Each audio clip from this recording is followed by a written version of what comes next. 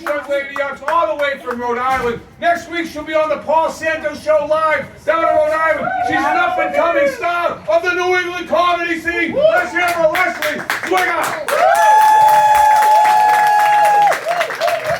She's going to Danny Gill and all the other freaking comics tonight on this list. Let's hear it for him. Let's go. So super excited tonight. Got some family in the audience. My grandparents-in-law.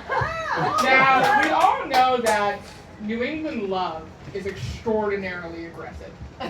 So when I met my husband's family for the first time, I was ready. I was ready. And the first thing I hear was, "Oh my God, I've heard such great things about you." What the fuck? Then they hit me with a lit cigarette, and I was like, there we go! But we love spending time with family, especially in the summer. It means cookouts, reunions, right? Yeah. I got tricked into one of these recently. Uh-oh. Now, I love my family, I do. I even remember most of their names. But my family gatherings get a little intense, even a little violent. Because in my family, we had one rule. On your feet, lose your seat. On your feet, lose your seat. And this shit started at birth. Does anyone here know their first word or know their kid's first word? Anyone? Yeah. What was it? My kid, Moon. Moon! Oh my God! That is so cute! You know what my first words were? You're not stealing my motherfucking high chair! Making your official price switchblade around. Yeah, it wasn't great. Despite the gang level violence, it was good to see the fam. And when I was with my family, we were talking about my grandmother. My own grandmother passed a couple of years ago. And there was a particular year that we had a family reunion, and my grandmother was determined to go, even though she had just had open heart surgery and a hip replacement, all within a couple weeks. But as we all know who has a New England Catholic grandma around here, if she said she was going to that reunion, she was going. And she did. But as we're sitting at the reunion, talking, reminiscing, out of nowhere, my grandmother stands up and walks unaided for the first time since her surgeries. It's amazing. Like, I don't know how she. And sorry, I was there. It was a really beautiful moment for me. I finally got to sit the fuck down. On your feet, lose your seat, Graham. Hope that hip holds up. My family was not too fond of me after that. They especially weren't fond of me when they found out I was a drug dealer. I know, this screams drug dealer, right? And to God true. It all started at a wedding. Now, I am very happily married, love you.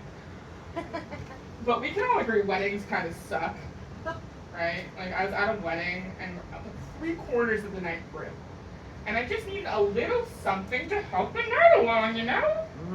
So I go into my bag, I pop the bottle, and we'll take a little pink tab, put it under my tongue. The bottle breaks. What am I gonna do? I can't have this stuff rolling around in my bag. That's ridiculous. So I empty the bottle, I run out to the dance floor, I take the little blue tab, put it under my husband's tongue, the little yellow tab under my friend's tongue, the little orange tab under her husband's tongue. A groomsman comes up to me, says, "Hey, can I get in on that?" And I said, $50? Absolutely. And that is how I became the notorious Tums Kingpin of Tewksbury, Massachusetts. Cops are still looking for me. My street name is Reflux. But it's just something that is a little bit more true about me. As you might be able to tell, I am a tall woman. Woo! And I will just say this about that. When you reach a certain height, no matter your gender, people have pointed out. Like, oh my God, you're so tall. Like, why, thank you. I wondered why birds always shat on me first. And then there's almost always follow-up. Do you play basketball? Is your family tall too? People like it if I did that to them. Like, Carolyn, what was it like to vote for Lincoln? Is your social security number 3? Like, get away from me. I don't want to play basketball. I just want to buy pants. I also recently learned that liking tall women for some is not so much a type as it is a fetish. I went to go buy a gallon of milk. And as I bring up my gallon of milk to the counter, the proprietor of the 7-Eleven is like, oh, you look so nice. And tall. And you're tall. And it's nice. How nice would it be if I was as tall as you? Sir, you're looking me directly in the eye. You are as tall. What are you doing? So in an effort to forget whatever the fuck that was, I went to go buy some hard liquor. And as I bring up my hard liquor to the counter, from behind me this time I hear, oh, you mind if I ask you how tall you are? I very stupidly answer, oh, 6 feet, huh? I bet you could beat the crap out of me. Sir, I did not consent to play Andrea the Giant in whatever dominatrix fantasy you have going. I mean, I will, but buy my vodka first, God. I can't even grocery shop alone. Fellow tall people will agree it's like a bunch of hobbits walk the aisles. And they find us, and they get in our line of sight, and they reach for the top shelf just long enough that you feel bad, you get the munchkins or lollipops. But God forbid you ask the lullaby league down there for anything off the bottom shelf. My current theories are some kind of alarm or beacon that goes off when someone 6 or over enters the store. I don't know how. I don't know why.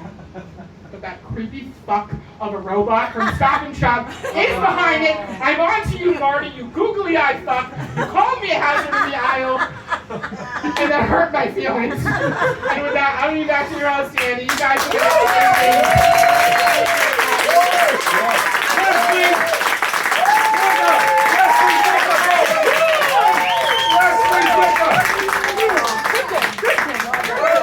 You know, I think that's the first time I have ever heard Lullaby League in a comedy show.